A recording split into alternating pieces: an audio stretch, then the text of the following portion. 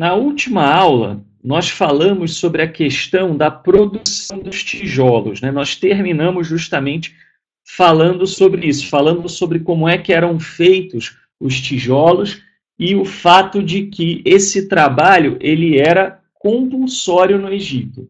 A diferença com relação ao que a gente sabe historicamente que aconteceu ao longo dos tempos e o caso particular dos israelitas foi o excesso, não foi o tipo de tarefa. Era muito comum que os faraós recrutassem pessoas durante um dado período para poder realizar as suas obras.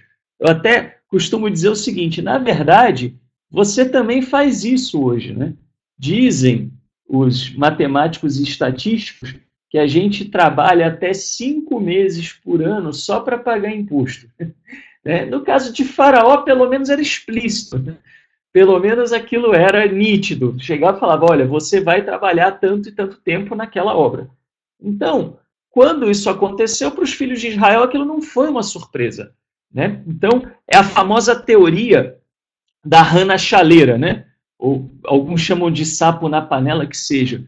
E a ideia é a seguinte, é que a rã tem dificuldade de perceber variação de temperatura que não seja brusca. Então, se você coloca uma rã numa chaleira ou numa panela, que seja, a rã, ela cozinha viva, porque ela não percebe que a temperatura está aumentando, né? Então, quando a gente fala sobre os filhos de Israel e a escravidão no Egito, foi mais ou menos isso. A coisa foi acontecendo, vamos dizer, gradativamente, à medida que foi acontecendo. Então, o povo de Israel foi meio que se ajustando a isso, tá? Muito bem, então, eles estavam na seguinte situação que a gente viu na semana passada.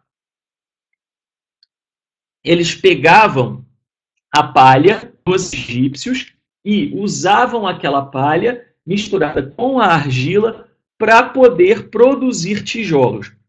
E o que significava na prática o tirar os tijolos dos israelitas?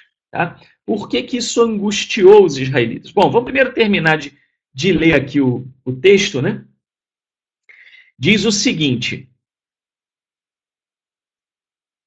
então os escribas dos filhos de Israel viram-se em má situação porquanto se lhes dizia, não diminuireis em nada a produção de tijolos de cada dia. Quando saíram da presença de Faraó, encontraram Moisés e Arão, que estavam à espera deles. E disseram, que o Eterno vos observe e julgue, pois nos tornastes odiosos aos olhos de Faraó e aos olhos de seus servos, pondo-lhes a espada na mão para nos matar. Por que o povo falou que o Eterno vos julgue? O povo, então, pensou o seguinte, Moisés e Arão não falaram em nome do Eterno, porque se tivessem falado em nome do Eterno, o Eterno teria agido. E como o Eterno não agiu, então, né, quer dizer, não agiu supostamente, né, para eles naquele primeiro momento. E era plano do Eterno que isso acontecesse. Mas, como o Eterno naquele momento não agiu de uma maneira perceptível, muito pelo contrário, o Eterno se absteve de ação, os israelitas olharam e falaram, bom, Moisés e Arão, vocês estão inventando isso da cabeça de vocês. Então, vamos, que o Eterno vos julgue. Né? Assim, se vocês estão falando no nome do Eterno, né, em nome do Eterno, não foram enviados, que o próprio Eterno vos puna por isso. Tá? Porém, evidentemente, a gente sabia, havia um plano por trás. Qual era o plano? Era justamente deixar claro que não foi uma atitude da parte de Moisés e Arão. Não foi uma coincidência feliz, não foi benevolência do faraó, não foram os deuses egípcios. Tudo o que aconteceu no Egito, pessoal, tinha como propósito revelar algo sobre o Eterno. Desde ele dizendo que o nome dele era Errie, Asher Errie, eu serei o que serei, a gente falou disso, ao fato de que Moisés estava relutante para ir, ao fato de que o faraó não deixou ir, ao fato de que houve uma primeira decepção da parte dos israelitas com Moisés e Arão, as pragas e a saída apressada do Egito. Tudo isso tinha como objetivo estabelecer de forma inequívoca que foi o Eterno que libertou o povo. Cada elemento está sendo avaliado de acordo com o momento em que ele aparece na narrativa, evidentemente. Tá? Muito bem, mas o que significava, então, na prática, o povo não ter os tijolos para a sua produção? Então, vamos ler o comentário.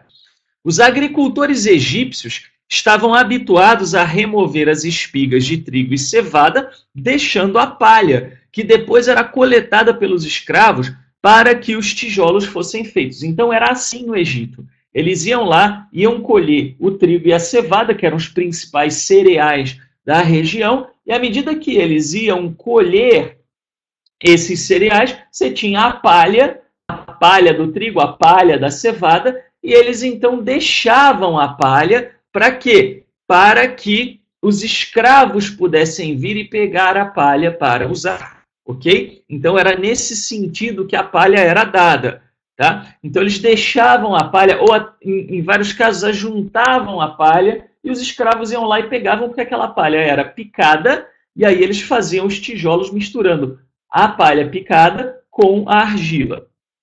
Tá? Mas o que Faraó fez? Faraó proibiu os agricultores egípcios de darem a palha, né, de removerem a palha e facilitarem a vida dos israelitas.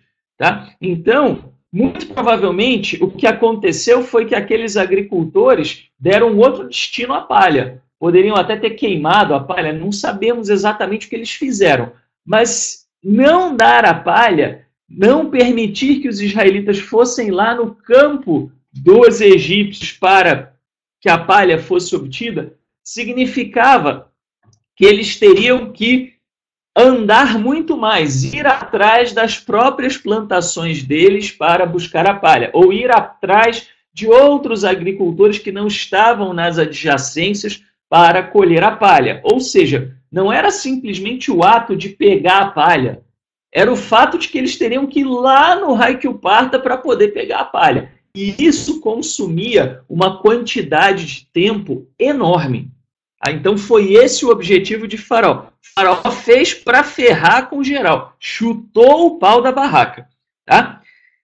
Então, isso significava que os agricultores israelitas teriam que ir a outros campos mais distantes para buscar a palha. Teriam maior trabalho em sua coleta, pois ela estaria mais espalhada. De novo, os agricultores egípcios facilitavam a vida dos israelitas para os israelitas pegarem a palha. Não era só dos israelitas, mas de qualquer coisa que se relacionasse à produção dos tijolos. Eles facilitavam, eles davam uma colher de chá. Agora, não iam dar mais. Então, os israelitas iam ter que ir lá longe e ter muito mais trabalho para obter a palha. Tá? Como a cota foi mantida, né, os açoites e a fome se tornariam praticamente inevitáveis. Ou seja, você chega lá para o cidadão e fala, você vai produzir 200 tijolos. E você sabe que o cidadão não tem condição de produzir mais do que 150, o que significava isso? Que você estava sentenciando o cidadão aos castigos corporais. Então, na verdade, o que Faraó queria? Queria espancar o povo, queria agredir o povo, queria que o povo passasse fome. Por quê? Eles queriam que, na angústia do povo, o povo se levantasse contra Moisés e contra Arão e, ou, no mínimo, não desse mais bola para eles, mas a ideia de Faraó ia além. Que o povo se voltasse contra eles e os matasse. O objetivo de Faraó com isso era causar revolta no povo para que o povo matasse Moisés e Arão. Esse era o objetivo. Tá? Ah, mas por que o Faraó não mandou matar Moisés e Arão? Por uma razão muito simples. Faraó não podia correr esse risco. Se Faraó matasse pessoas que eram tidas como lideranças do povo, poderia acontecer vamos dizer assim, uma formação, né, de um mártir aí. Eles poderiam se tornar mártires. E aí, ao se tornarem mártires, o que ia acontecer? O povo poderia se insurgir. Então, Faraó tinha receio. Se Faraó encostasse a mão em Moisés e Arão, o povo podia se rebelar. E lembrem do que foi dito no começo de Êxodo. O povo de Israel já era mais numeroso do que a população egípcia. Tá? Pelo menos na região onde eles estavam. Podia não ser no Egito inteiro, mas na região onde eles estavam era mais numeroso. Então o faraó tinha medo. Por isso que o faraó preferiu armar essa arapuca, né, vamos dizer assim, para que o povo pudesse matar Moisés e Arão. Esse era o objetivo, era causar revolta no povo, para que o povo se insurgisse contra Moisés e Arão, e aí Moisés e Arão não mais teriam condições de fazer o levante popular que pudesse dominar o Egito, destronar Faraó, etc. Todos os medos que a gente viu na aula passada que Faraó tinha. Muito bem, pessoal. Então, com isso, a gente concluiu o capítulo 5. Vamos, então, adentrar aqui o capítulo 6.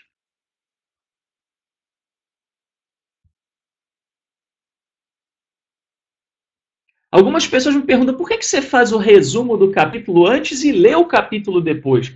Por uma razão simples, para que a nossa leitura possa levar em conta a ideia geral. Uma coisa é você ler um texto que você nunca leu antes ou está lendo pela primeira vez em muito tempo. Outra coisa é você ler um texto e você já sabe mais ou menos quais são as ideias.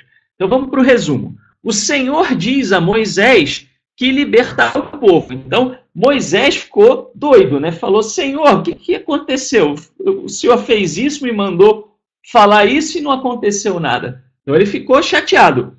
E aí, o que o Eterno diz? Que ele é o provedor dos patriarcas, que estabelecerá aliança com o povo para dar-lhes a terra de Canaã. Aí é usado o nome Shaddai. E o nome Shaddai, muito provavelmente, é um dos termos que é pior traduzido pelas versões brasileiras, e não só pelas brasileiras, por outras também, pelas inglesas, etc. Tá? Tanto é que nas traduções mais novas não se traduz mais o nome Shaddai. Eles mantêm o nome Shaddai. Por quê? Costumava-se traduzir Shaddai como Todo-Poderoso, mas não é. Todo-Poderoso está muito mais para Elohim do que para Shaddai. Elohim, que é o quê? A gente já falou várias vezes, são os poderes, né? Seria aquele que está acima dos poderes, aquele que detém o controle dos poderes, o poder supremo, considerando então um plural superlativista, tá? Muito bem.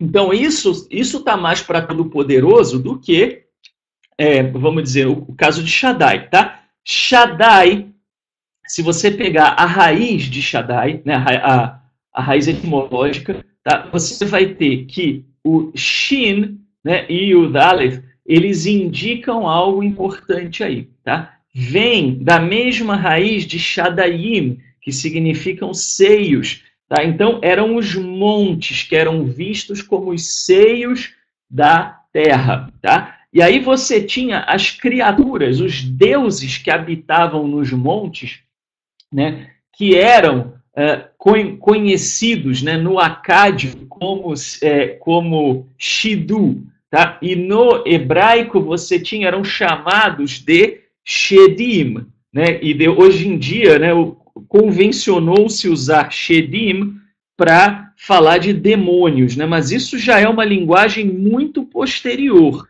Tá? Na linguagem bíblica, os Shedim eram esses deuses que habitavam nos montes. Eles eram representados por feras muito bravas, né? Por quê? Porque nos montes você tinha a tempestade, mas ao mesmo tempo esses eram deuses da abundância. Por quê? Porque nos montes você tinha também o que? As nascentes dos rios, você tinha mais vegetação por conta disso, e você tinha também, além, né, das nascentes dos rios, né, você tinha também o fato de que, se você observar bem o monte, ele parava o vento, né, e os ventos ali eram muito áridos em várias ocasiões. Tá? Então, assim, estava muito ligado com a questão da prosperidade. Tá? Então, quando se fala Shaddai, significa, na realidade, o quê? Significa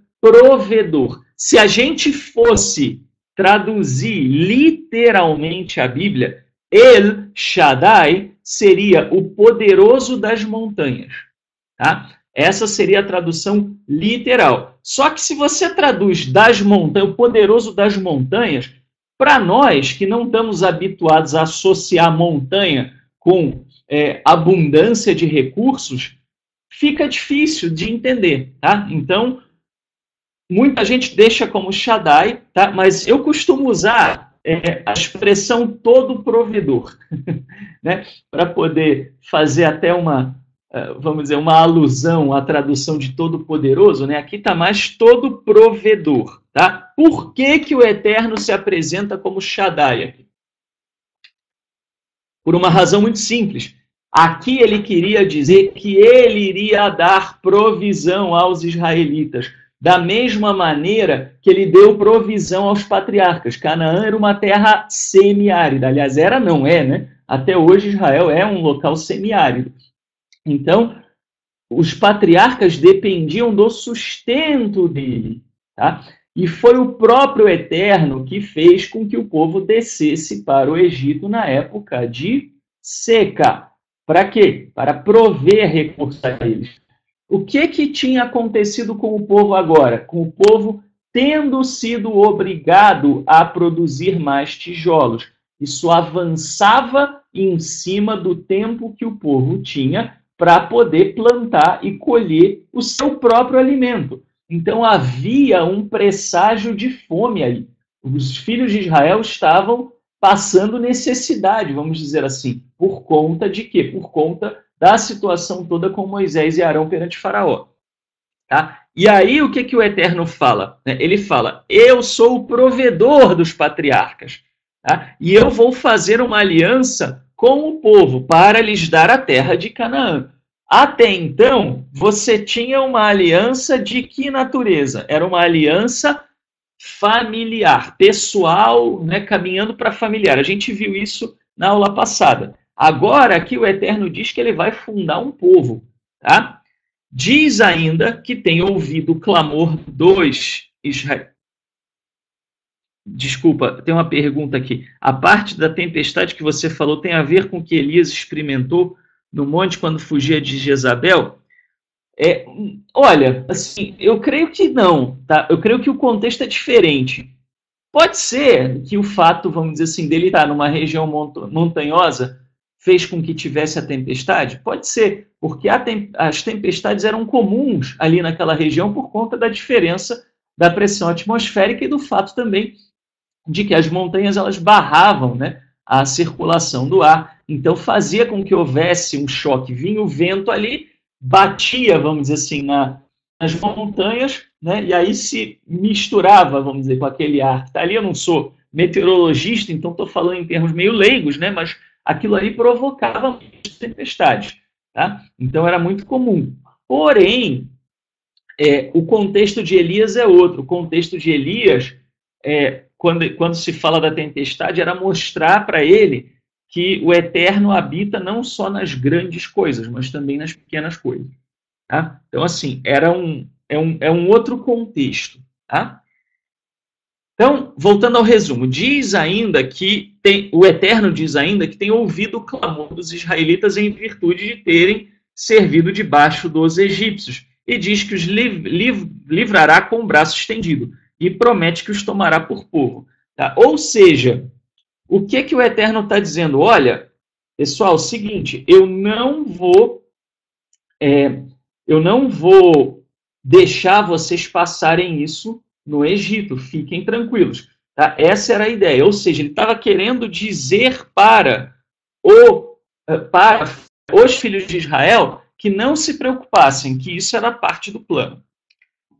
Só que os israelitas não deram ouvidos a Moisés devido à sua angústia. Moisés se queixa disso ao Senhor e novamente diz que ele é incircunciso de lábios. O capítulo, então, apresenta a genealogia de Moisés, a gente vai ver por quê. E o Senhor manda Moisés relatar todas as suas palavras ao faraó. Moisés responde dizendo novamente que é incircunciso de lábios e pergunta como o faraó ouviria. Pergunta ao Eterno. Né? Muito bem, então vamos lá.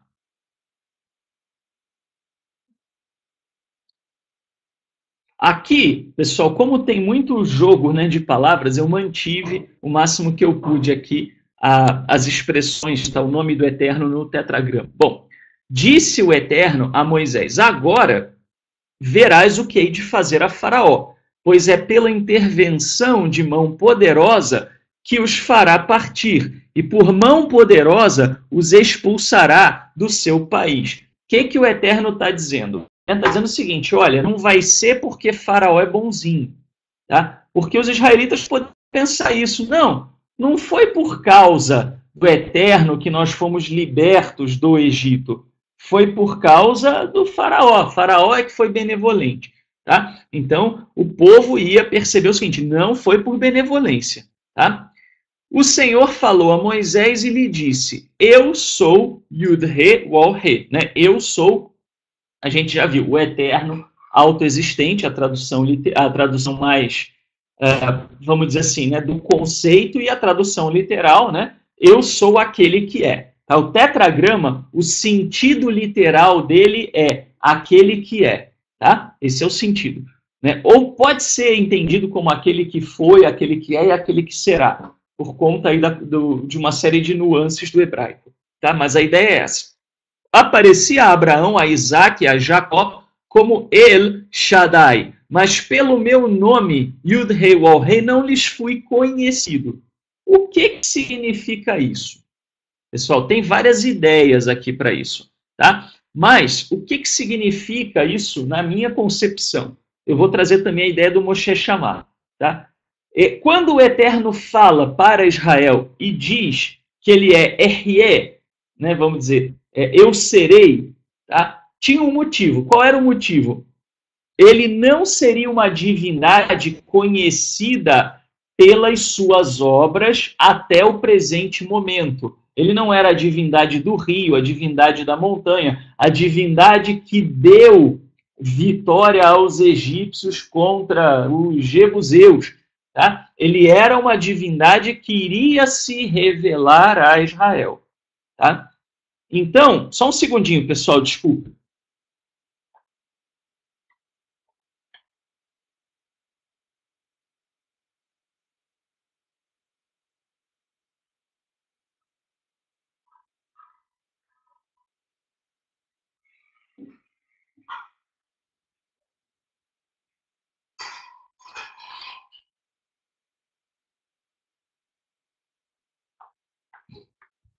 Pronto. Pronto. Então, desculpe, pessoal, aqui os gatos derrubaram aqui a fonte da água, e se eu não tirasse da tomada, a fonte ia queimar. Então, é o seguinte, pessoal, vamos lá. Quando ele diz, tá, eu serei, né, Ehyeh, ele está dizendo isso. Eu vou mostrar quem eu sou. As minhas obras vão mostrar para vocês quem eu sou.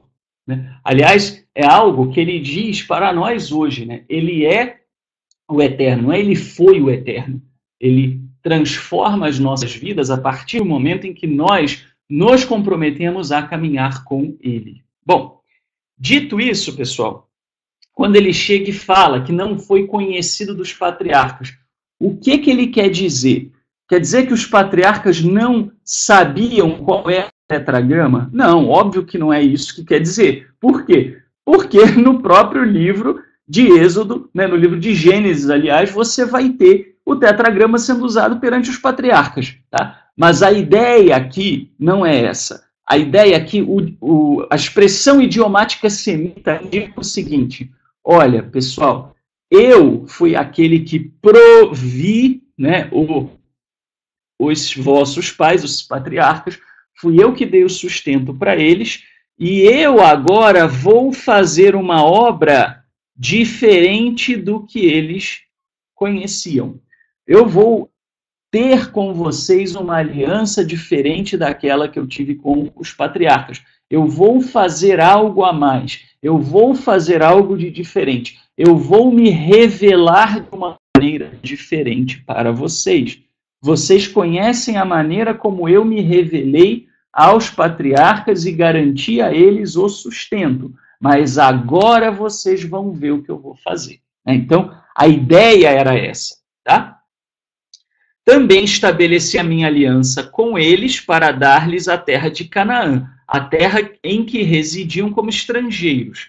E ouvi o gemido dos filhos de Israel aos quais os egípcios escravizaram, e me lembrei da minha aliança. O que quer dizer me lembrei da minha aliança? Isso é uma expressão idiomática, né? O Eterno não esquece, né? Então não tem como a gente falar disso. Isso é um antropomorfismo, né? Quer dizer, é usar, dar uma expressão humana para que o ser humano possa entender o Eterno. É algo que define o Eterno, mas ajuda a gente a entender. Tá? Quando fala lembrei da aliança, o que ele quer dizer é o seguinte: a aliança permanece vigente. É isso que ele está dizendo para o povo. A aliança permanece. A aliança não acabou. Por quê? Porque eles poderiam ter pensado isso. Não, o Eterno chamou Abraão, prometeu dar a terra, Abraão foi lá, depois teve Isaac, Isaac foi lá, teve Jacó, Jacó ficou lá na terra por um tempo, depois foi para o Egito. Acabou a aliança. A aliança acabou em Jacó. Muita gente poderia pensar isso. Então, o que o Eterno diz? Não, eu me lembrei da aliança. Ou seja, a aliança permanece vigente. A aliança não foi desfeita. Esse é o sentido idiomático do lembrar-se de.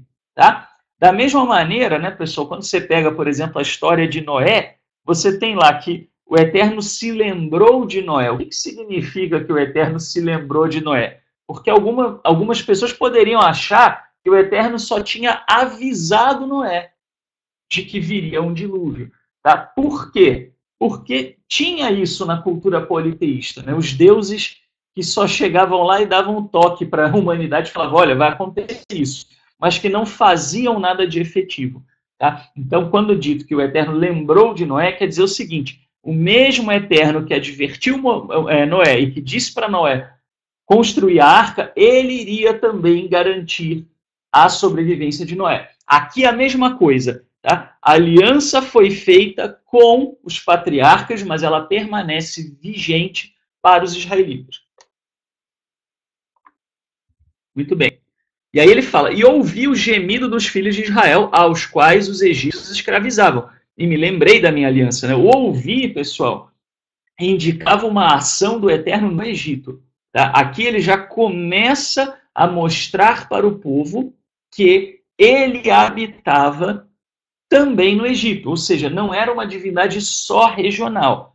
Tá? Alguém poderia pensar, não, fora do Egito ele não houve, perdão, fora de Canaã ele não houve. Eles achavam isso, eles achavam que uma dada divindade só escutava, por exemplo, Enki só escutava a região dos Sumérios, não ia escutar algo que acontecesse na Península Ibérica, por exemplo. Tá? Muito bem. Portanto, dirás aos filhos de Israel, eu sou o Eterno, e vos farei sair de debaixo das cargas do Egito. Vos libertarei da sua escravidão e vos resgatarei com mão estendida e com grandes julgamentos. Olha que interessante, aquilo que eu falei aqui, tá, pessoal? Normalmente as divindades se apresentam falando o que elas fizeram no passado. Essa é a maneira como os politeístas estavam habituados. Aqui o Eterno fala, eu sou aquele que é. Já começa diferente. Eu sou o que eu sou. Tá? Então, eu não nasci de um ovo gigante, né, como Star nasceu. Eu não fui criada a partir, né, de um grande conflito cósmico, como aconteceu com os deuses do Olimpo. Né? Não. Eu sou o que eu sou. Né? Eu não tenho princípio. Tá? E mais, aí ele mostra o que ele vai fazer. Ele não fala o que ele fez. Ele mostra o que ele vai fazer. Eu vou fazer isso. Quer dizer, eu serei conhecido por isto que eu vou fazer. Né? E dito e feito. Até hoje a gente o conhece como a divindade que libertou os filhos de Israel do Egito. Tem até desenho da Disney. Né? Tomar-vos-ei por meu povo, e serei o vosso Senhor, e vós sabereis que eu sou o Eterno vosso Senhor, que vos faz sair de sob as cargas do Egito. Tá? Então aqui o Eterno está dizendo, vocês vão ser meu povo, tá? Eu vou fundar um povo a partir de vocês. E isso acontece a partir do quê? Do Sinai. Né? Uma coisa é você falar povo, outra coisa é você falar aglomerado de pessoas. Um aglomerado de pessoas, por exemplo, pode ser um show de música sertaneja. Tem lá 20 mil pessoas.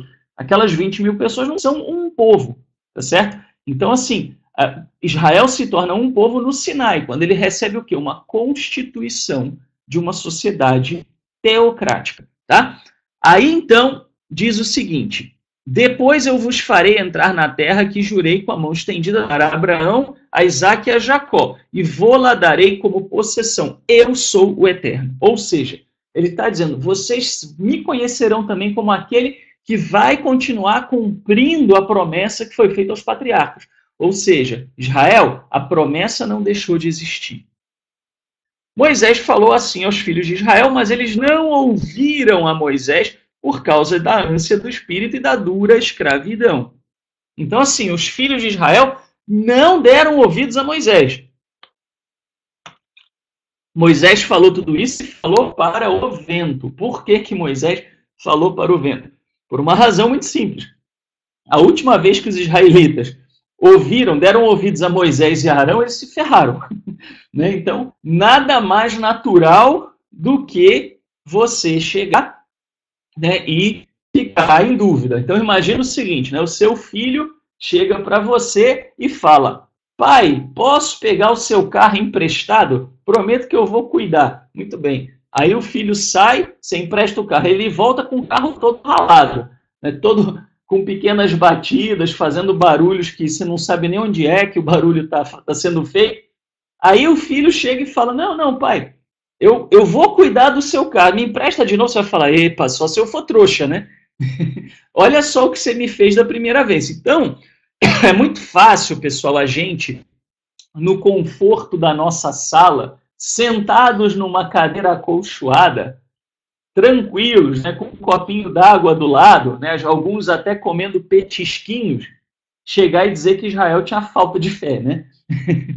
Então, assim, pessoal, vamos desfazer um pouco, né, essa ideia meio que só existe preto e branco, né, só existe bom e mal. Não, Israel aqui, a gente tem que entender, tinha um motivo para eles desconfiarem.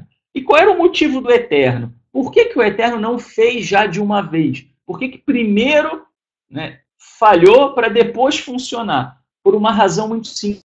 O Eterno queria mostrar que era pelo poder dele. Tá? Se o povo desse ouvidos a Moisés, a gente poderia dizer que Moisés era carismático. Por isso a ênfase na incircuncisão de lábios. Tá? Então, assim, ninguém deu ouvidos a Moisés. Moisés foi lá, mudou o discurso, ninguém falou, agora sim, Moisés. Não. Continuaram descrendo de Moisés. Isso era importante para deixar muito claro quem foi que tirou. Tá? Então, o Eterno está dizendo isso, né? Até para gerações vindouras, para nós. Não foi pela mão de Moisés que o povo saiu e ponto. Não, foi pela minha mão, foi através de Moisés enquanto servo. Mas foi pela minha mão, fui eu que tirei Israel do Egito. Tá? Vai dizer a Faraó, rei do Egito, que faça sair de seu país os filhos de Israel. Moisés, porém, falou na presença do Eterno, dizendo, eis que os filhos de Israel não têm ouvido. Como então me ouviria Faraó? Eu não sei falar com facilidade. Né? Aqui é a maneira como a Bíblia de Jerusalém traduziu, eu sou incircunciso de lábios. O Eterno falou a Moisés e a Arão e os enviou a Faraó, rei do Egito, para fazer sair os filhos de Israel do país do Egito.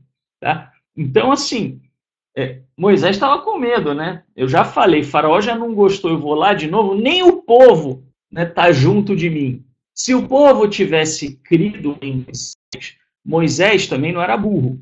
Se o povo tivesse dado aval, o Faraó não iria chegar lá e matar Moisés ou matar Arão. Por quê? Por aquilo que eu falei no começo. O povo apoiando, Faraó poderia temer uma insurgência popular. Agora, se nem o povo apoiava, Faraó podia chegar lá e matar Moisés a hora que ele quisesse. Então, era natural que Moisés estivesse se borrando de medo. Né? Pô, eu vou lá, o povo não acredita em mim, Faraó já debochou de mim da primeira vez, isso com o povo a favor, e agora o povo contra? O que vai acontecer comigo? Né? Então Moisés tinha medo de ser morto. Tá? Aqui, pessoal, não é né? Ah, foi falta de fé de Moisés. Vai você pôr o seu na reta, né? Quantos de vocês iriam fazer isso, né? Você chega, o Eterno fala, viu? Vai falar com os moradores do seu bairro, vai lá na associação de moradores e diz, eu sou o Eterno, né? E eu vou livrar vocês do, vamos dizer, do juízo dos traficantes que estão na região. Aí você vai lá, o povo aplaude, aí você vai lá nos traficantes e fala, saiam daqui porque o Senhor falou. Muito bem. Aí os traficantes não dão a mínima, ainda oprimem o povo, aí o Eterno fala, não, volta lá na associação de moradores e fala que eu vou dar liberdade para eles. Aí você vai, e o povo não dá ouvido para vocês. Aí você fala, Senhor, o que, que eu faço agora? Não, vai lá nos traficantes. Que quantos de vocês iriam, né? Quantos de vocês iriam, tá certo? Você ia falar, eu vou lá para me encher né, para tomar tiro, a torta e a direita, eles vão me matar 5 vezes antes de eu cair no chão. Né? Então, é muito fácil a gente falar que Moisés teve falta de fé ou que o povo era duro de coração. Vai viver a situação, né, para você ver como é que é a coisa. Né? Bom, aí tem a genealogia de Moisés e Arão, a gente vai comentar, obviamente eu não vou ficar lendo aqui, depois vocês vão ler com detalhe, tá? São estes Arão e Moisés aos quais o Eterno disse, fazeis sair os filhos de Israel do país do Egito segundo os seus exércitos. São estes o que falaram a Faraó, rei do Egito, para fazer os filhos de Israel do Egito sair. Né? São estes, Moisés e Arão. Ou seja, a genealogia, pessoal, a gente vai ler, tem como objetivo apresentar Moisés e Arão. Quem é Moisés e quem é Arão? Né? Tá aqui, ó, essa é a genealogia. A gente vai ver por que daqui a pouco. Tá? Não é um joguete, Bianchini, é que havia um plano, joguete na mão do Eterno não, na realidade assim, havia um plano do Eterno de mostrar que não foi Moisés. Por quê? Isso era importante, por vários motivos. Primeiro, quando Moisés morresse, como é que o povo iria se conservar no mesmo propósito? Eles poderiam dizer, não, morreu Moisés, agora ferrou tudo. Né? A gente já viu isso, inclusive tem a ver com a próxima aula, né, que é a aula de Daniel. Alexandre o Grande morreu e o seu império se fragmentou em 4, né, depois que ele morreu. Então, assim, na realidade, poderia haver um medo, né? Puxa, e agora? E sem Moisés? O que nós vamos fazer? Poderia haver idolatria, né? Moisés era uma divindade, vamos adorar Moisés. Por isso até que o Eterno não permitiu que se soubesse o paradeiro do túmulo de Moisés, porque senão as pessoas iriam lá fazer a adoração com toda certeza. Tá? Então, havia um plano, né? Tá? Não era ao bel prazer do capricho do Eterno, é isso que eu estou querendo dizer. Tá? No dia em que o Eterno falou a Moisés na terra do Egito, o Eterno disse, eu sou o Eterno. Dize a Faraó, rei do Egito, tudo o que eu te digo. Então, o Eterno chegou e falou, não, você vai falar tudo que eu falei. Respondeu Moisés na presença do Eterno, eu não sei falar com facilidade, como, pois, me ouvirá Faraó. Então, há uma insistência, tá? A repetição de termos, de palavras, de eventos, de expressões, na literatura semita indica ênfase. Eu sempre digo isso para vocês. Tá? Então, Moisés ter dito 2 vezes aqui que ele era incircunciso de lábios, né, que ele não tinha facilidade para falar, já vimos as possíveis interpretações do que isso significa, mas aqui a ênfase quer dizer o seguinte, Moisés não queria ir de jeito nenhum. Tá? O Eterno insistiu muito para que Moisés fosse. Moisés não estava nem um pouco afim de ir. Tá?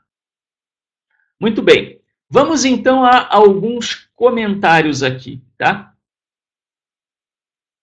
Primeiro, por que as coisas pioraram? Aí o comentário do Moshe Shammah.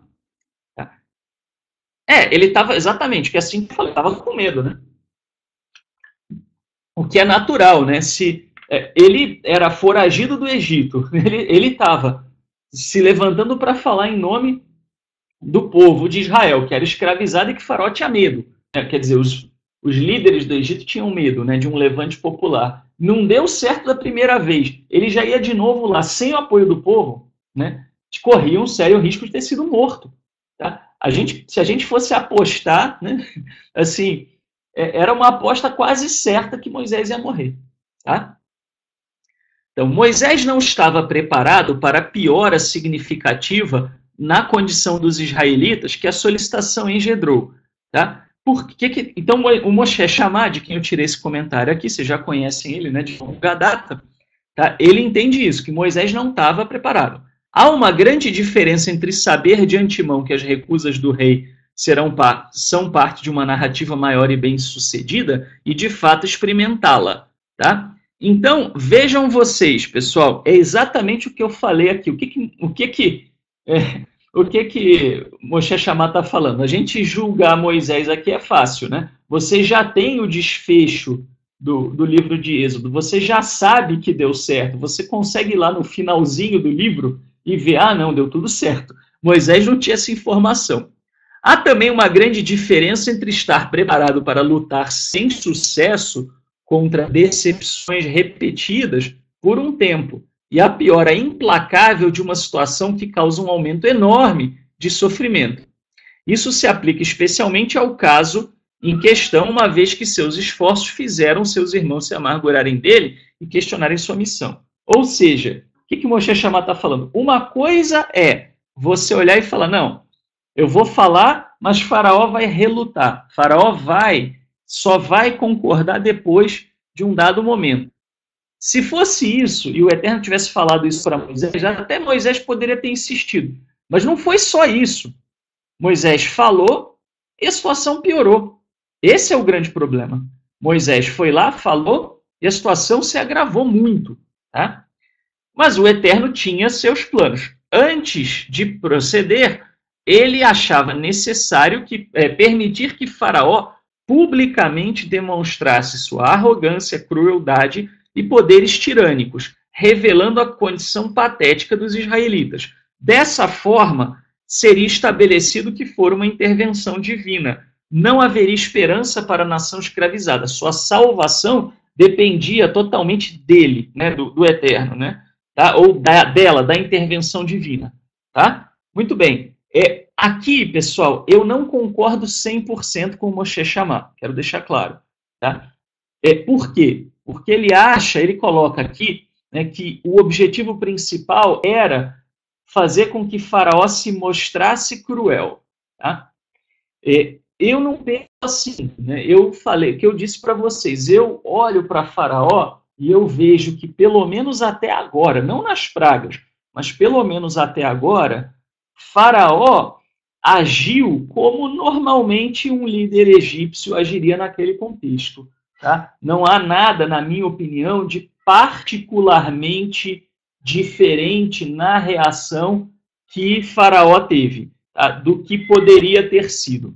Tá? Essa é a minha visão. Ele já acha, Moshe Shammah já acha que desde agora Faraó estava sendo cruel e implacável. Né? Eu, particularmente, acho que não, e acho que até a Bíblia fala, né, nitidamente, dos medos de Faraó, e a história também fala dos Hicsos, o que já tinha acontecido ao Egito, etc. Tá? Mas, de todo jeito, né, a gente concorda, eu e Moshe Shammah concordamos numa coisa, né, concordamos que o que aconteceu foi para mostrar de maneira muito clara que só a mão do Eterno podia salvar Israel. Nisso eu concordo com o Moshe Shammah. Né? Eu acho que ele está corretíssimo aqui. Foi para mostrar que não seria por qualquer outra circunstância. Era importantíssimo, porque o Eterno ia estabelecer uma teocracia, era importantíssimo que o povo tivesse clareza de que aquilo aconteceu por causa da intervenção do Eterno. Sem a mão do Eterno para intervir, não teria saída do Egito. Tá? E aí a questão do tetragrama, o Moshe Shammah diz o seguinte: o Eterno começa com eu sou Yud-Rei Wal-Rei, usando uma forma de auto-apresentação que era comum aos reis e também atribuída a divindades. O que quer dizer isso? que era comum quando uma divindade falava, ou quando um rei falava, que começasse se apresentando, né? Então, se vamos dizer, alguém achasse que Dagon ia mandar uma mensagem, Dagon diria, né? Eu sou Dagon, né? E aí daria o restante dos predicados dele. Mas o começo seria assim, tá? Então, assim, esse começo não tem nada de diferente, tá? Depois, ele afirma que apareceu aos patriarcas como El Shaddai. Isso a gente viu, já falando a respeito, está lá no Gênesis 17:1 e também no 35:11. E não se fez conhecido a eles por seu tetragrama, assim significando que ele agora tomaria um passo histórico adiante em favor de Israel. Então, Moshe Shammah pensa bem parecido comigo, não é exatamente igual à minha forma de ver, mas é bem, bem próximo. Muitos entendem o tetragrama do Eterno como relacionado ao conceito de sua existência eterna, que conduz diretamente aos conceitos de sua capacidade de fazer planos de longa duração para o mundo, ser consciente do mérito das gerações passadas e interferir no futuro distante. Brilhante esse comentário aqui do Moshe Shammah, tá? Porque estabelecer o Eterno como tendo uma existência independente, mostrando que ele não tinha começo nem fim, não era simplesmente o Eterno, vamos dizer, mostrando a sua glória. Não era o Eterno dizendo que ele é isso ou que ele é aquilo, tá? O que acontece? O Eterno, assim falando, significava o quê? Significava que ele tinha a capacidade de fazer esses planos de longa duração.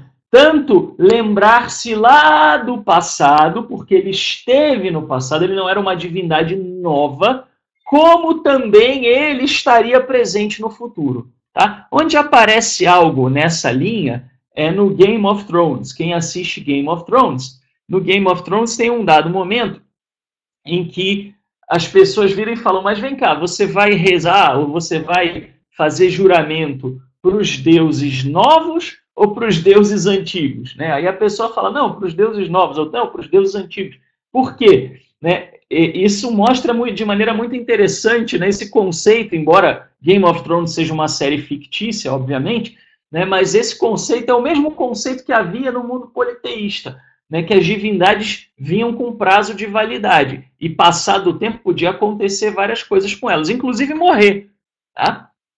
O Eterno não. O Eterno, mostrando a sua eternidade, indicava com nítida certeza, tá, que, na realidade, o Eterno iria perdurar e poderia dizer, vocês vão entrar na Terra. Tá? Eles interpretam as letras do tetragrama como uma combinação, né, de Re, Yud, Re, né, que seria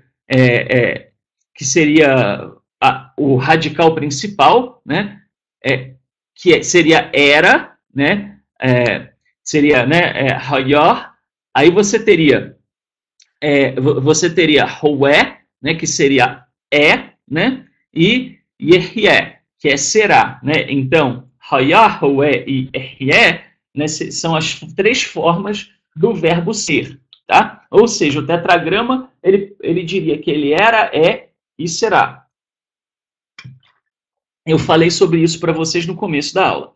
Outros veem o tetragrama como uma como uma forma causativa derivada de ser, tá? Né? Tal como, né, você vai ter, seja um senhor para teus irmãos, denotando aquele que causa a ser tudo o que é, relacionado ao termo pós-bíblico, né? Aqui esse termo pós-bíblico, né, seria... esse não é um termo que vem nas escrituras, tá? É um termo do hebraico um pouco superior, um pouco mais recente, mas é um termo que teria, né, em tese, uma ideia semelhante à ideia do tetragrama, tá? Que termo seria esse? Esse termo aqui, tá? Que seria Meheué, tá? Então, Meheué seria aquele que cria, aquele que faz acontecer, tá? com a primeira letra sendo um Yud, né, que mais especificamente implicaria em futuro. Ele fará ser, ele fará acontecer, focando em sua fidelidade. Tá? Muito bem. O que mais que ele vai dizer? Isso parte da premissa de que ele possui as condições para cumprir suas promessas, que ele é todo-poderoso. Teologicamente, a última interpretação tacitamente incorpora os conceitos da primeira, uma vez que aquele que traz à existência tudo o que há implica um estado perpétuo de assim fazer. Ou seja, ele está falando o seguinte, dá na mesma, se você vai ver o tetragrama como ele era, ele é e ele será, como aquele que faz ser, né, ou aquele que será, de um jeito ou de outro você está falando do quê? Você está falando da eternidade e você está falando também daquele que faz as coisas acontecerem, porque ele está na origem de tudo. De qualquer forma, ao elaborar acerca do tetragrama, a passagem proclama: aquele que é eterno e consciente do mérito das gerações passadas, decidiu que agora é o momento de cumprir as promessas que ele fez aos patriarcas acerca de sua linhagem e intervir em favor deles com seu grande poder. É o que eu falei mais cedo. Tá? O fato dele ser eterno significa que a aliança ainda estaria valendo. Tal fidelidade divina é decorrência direta do monoteísmo. No mundo politeísta, uma divindade não poderia garantir algo a longo prazo porque as circunstâncias poderiam mudar para além do seu controle. Outra divindade ou força primordial poderia interferir, não é interferia, tá? Poderia interferir com seus planos. Tá? Ou seja, pessoal, no mundo politeísta, as divindades elas não podiam dar nenhuma garantia, né? Por quê? Porque a maioria dessas divindades não era de seres ilimitados, né? Era de seres com limitações. O mundo era uma combinação de fatores, era uma combinação de coisas e forças. Isso você vê em todas as mitologias politeístas. Tá? Os deuses brigavam entre eles, uma hora um estava em cima, outro estava embaixo, e as coisas iam acontecendo aqui na Terra. Tá? Então, nenhuma divindade poderia fazer uma promessa para um futuro muito longo. Tá? Por quê? Justamente porque o mundo poderia mudar. Então, estabelecer que ele é eterno era importante para os israelitas entenderem que a promessa era uma promessa que não se restringia ao tempo, não tinha prazo de validade. Tem uma pergunta aqui da Raquel. Será que é por isto que o tetragrama foi descoberto em tempos bem anteriores a Moisés na região do Egito ou Mesopotâmia? Não sei, descobertas arqueológicas? Olha, Raquel, eu não sei se dá para a gente estabelecer uma relação causal entre essas duas coisas, porque deuses politeístas também, né, deuses desses sistemas politeístas também foram encontrados em vários momentos históricos e em várias regiões. Tá? Então, eu não diria que a gente consegue estabelecer essa conexão. Tá? Agora, o que você falou pode ser aplicado, né, e aplicado muito corretamente, quando diz respeito ao fato de que o Eterno estava no controle de tudo e sabia exatamente para onde mandar o povo. Né? Ele não manda o povo para qualquer lugar. O Monte Sinai não foi simplesmente a primeira montanhazinha que estava no caminho. Tinha um propósito de ser naquele monte, naquela região. Por quê? Por causa do sistema que já existia, pelo menos entre algumas tribos de Midian. A afirmação de que o Eterno não apareceu aos patriarcas pelo seu nome Yud-He significa que ele não se fez conhecido a eles através de uma experiência de realização do potencial que o nome implica. Tá? Brilhante também, novamente, essa conclusão do Moshe Shammah. Eu tinha falado um pouco sobre isso, mas ele foi um pouco mais longe. Tá? Que era o seguinte, ele não tinha dado ainda aos patriarcas a experiência dele ser eterno. Tá? Por quê? Porque ele começou com uma aliança com Abraão, depois Isaac, depois Jacó e os filhos de Jacó, ou seja, você tem aí um espaço de 3, 4 gerações. Isso não é eternidade. Tá? Agora, quando você fala de um povo que já estava um tempão num lugar escravizado, totalmente diferente da realidade dos patriarcas, e uma divindade vai e se lembra disso, isso é uma experiência de eternidade. Ou seja, na verdade, não é nem de eternidade, é de atemporalidade. Né? O eterno está para além do tempo. Para ele não existe passado, presente ou futuro. Tá? Existe para nós. Aliás, eu falo um pouco disso na palestra Segredos da Oração. Vale a pena quem não assistiu, assistir. Está no meu canal do YouTube. E aí, por fim, né, por que a genealogia de Moisés e de Arão? Tá? Então, tem um comentário aqui também do Moshe Shammai, na verdade não dele, é do Samson Rafael Hirsch. Indica que a tabela genealógica está exatamente no ponto que o relato dos prodígios e feitos sobrenaturais começa. Ou seja, aqui não é por acaso que a genealogia foi colocada aqui. Tá? Aqui vai ser justamente antes dos milagres, né? dos prodígios maiores, das pragas. Né? Nos tempos antigos, um público maravilhado frequentemente atribuía divindade a seres humanos, que pareciam ter domínio sobre a natureza. Então, era muito comum, pessoal, era muito comum que uma pessoa que aparecesse por aí fazendo milagre, essa pessoa era tida como um deus, né? Como uma encarnação de um deus, ou no mínimo um semideus. Né? Isso era muito comum e vocês podem ver isso em em todas as mitologias quase. Tá? Então, os milagres eles eram tidos assim. Então, poderia ter gente que achasse que Moisés era uma divindade. Tá? E teria havido grande tentação de deificar Moisés e Arão, se não durante a vida deles, então após a sua morte. Tá? Então, assim, eles podiam tomar Moisés e Arão como deuses. Tá? Aliás, isso é uma coisa tão comum que até pouco tempo atrás acontecia. Hoje em dia deve acontecer também, mas a gente tem o caso mais recente de todos, salvo engano, ou um dos mais recentes, é o caso do imperador da Etiópia. Né? A religião Rastafari, eles acreditam que o imperador, o dado imperador lá da Etiópia, ele foi uma divindade encarnada. Eles acreditam nisso. Tá? Então, isso não é tão, vamos dizer assim, tão ultrapassado assim, esse conceito.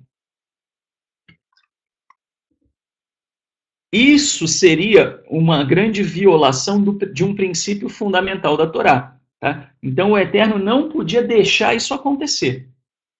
É precisamente nesse cruzamento que havia necessidade crítica de afirmar e reafirmar de várias formas o fato de Moisés e Arão, né, de que Moisés e Arão eram seres humanos mortais. Tá? Então, assim, sim, Bianchini, por isso que o Eterno não revelou onde estava, onde que o túmulo de Moisés estaria. Justamente por isso. Eu até falei isso um pouco mais cedo aqui. Né? É o mesmo motivo que leva ele a colocar a genealogia ali. Tá? A genealogia era um indicativo de humanidade. Tá? Assim, com a tabela genealógica, o ponto foi demonstrado de que Moisés e Arão eram parte de uma árvore genealógica, nascidos de pai e mãe, com tios, tias e primos parentes que eram conhecidos do público contemporâneo. Seus ancestrais também nasceram, viveram um certo número de anos e morreram, e, semelhantemente, eram parte de um grupo maior da população. Eu vou até além do que o Moshe Shammai falou. Se você observar a genealogia de Moisés, tá, e de Arão, mostra que nem primogênitos eles eram. Por quê? Porque a genealogia começa com Rúben.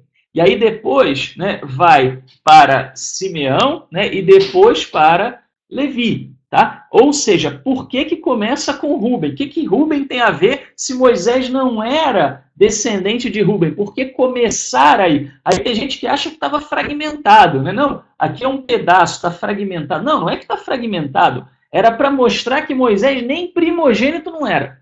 Tá? No meio do povo de Israel. Então tem esse objetivo de estabelecer exatamente quem era Levi, de quem Moisés descendia. Tá?